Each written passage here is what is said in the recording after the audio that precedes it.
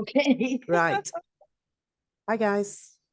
Just Ginger and I Hi. sitting here having a chat about something, and I thought I'd share it with you because it's kind of doing my mind in, and I wondered if you had a take on it because I'm like, hmm. Okay, so what we're talking about was the Wizard of Oz.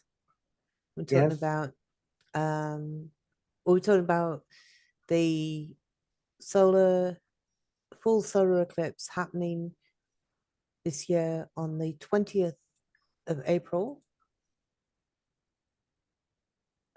right over Australia. So that's the sun. It's going to be moving over here, and it's happening right over Australia on the 20th of April. So we're talking about that, and we're talking about this is the map of Australia. And as you can see from the map of Australia, the big communities are mainly on the east coast and the big cities, Brisbane, Sydney, Melbourne, Canberra. You've not got any cities at all in this section here of Australia. And this I'm talking about a huge space here. I'm talking about like half the size of the United States, probably the size of Alaska. That it's like huge. Um, and then somebody had showed me this photograph some time ago of a night photo of Australia at nighttime. And this is a satellite image of Australia at night, and it's done in 2012. It's a NASA one. But as you can see, this is Brisbane, this is Sydney, and this is Melbourne, roughly. That's Canberra, capital. Then this is the area that I was just talking about where there isn't anything, and there are all these lights there. And then Ginger and I just discussing how all these lights are there. And like she's saying, well, could it be mining? And I'm going, well, if it's mining, it's like bigger than these huge cities, like Brisbane. To drive through Brisbane from one side to the other is like an hour's drive. And that little cluster there is about 8 times the size of that little cluster. It would take you 8 hours to drive across that community, if that's a community.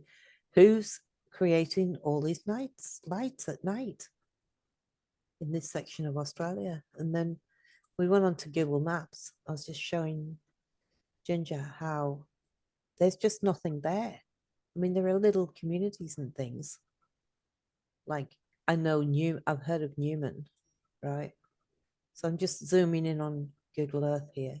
As you can see, this is the kind of area. And I'm just zooming in on Newman, right? And you can see there's nothing there. Even Newman.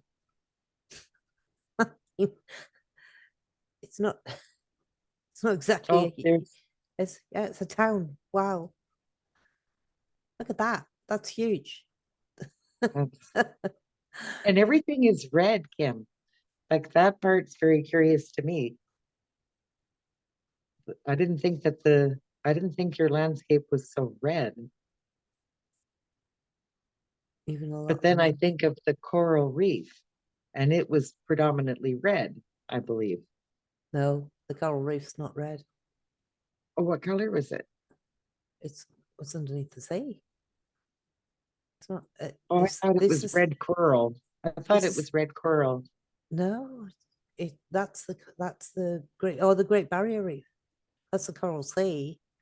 Oh, the Great Barrier Reef. Great Barrier Reef. It's not red though.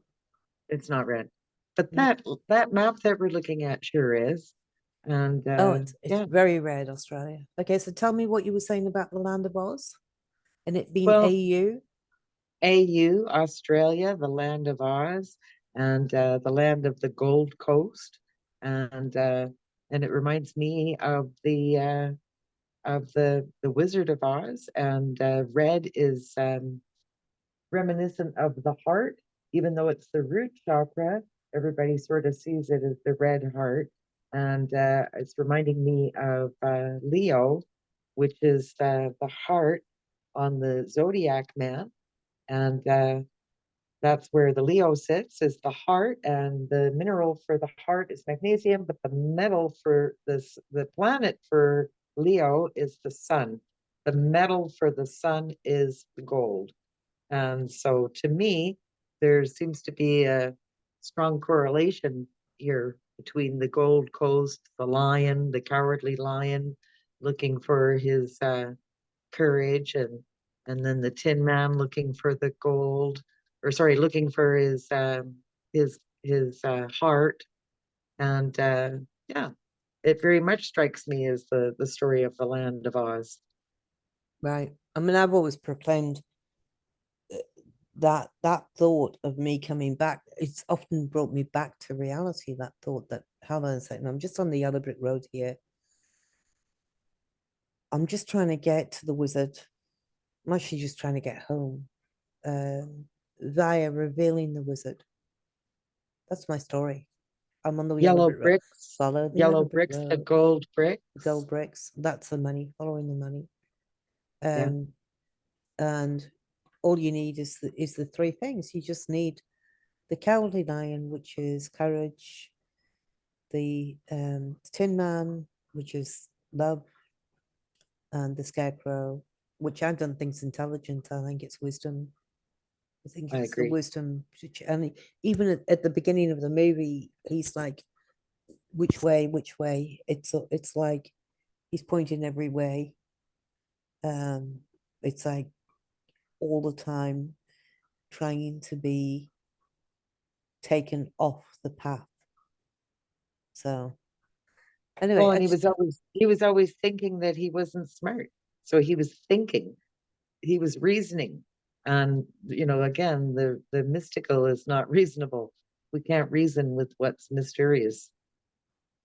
I really want to know what you guys take on this. I'll give you a link to both sites. I'd really like to be interested to know if anybody's got any idea about what all these lights are out in the middle of Australia My at night. thought is the Crystal City comes to mind, but also the Gold Coast, the gold, and of course the coral reef, the Great Barrier Reef. Because the other thing that we were talking about was a the conversation that I'd had with the being from Atlantis when I went to Atlantis, and he told me that Atlantis had never gone away, that it had always been there. It's just that our consciousness had dropped so low that we weren't able to visit or envisage it in our consciousness, and therefore we weren't able to travel there. But now people were coming through, and it was a bit like a highway of the mind, in that once there's like two lanes of highway, and we're traveling to it now.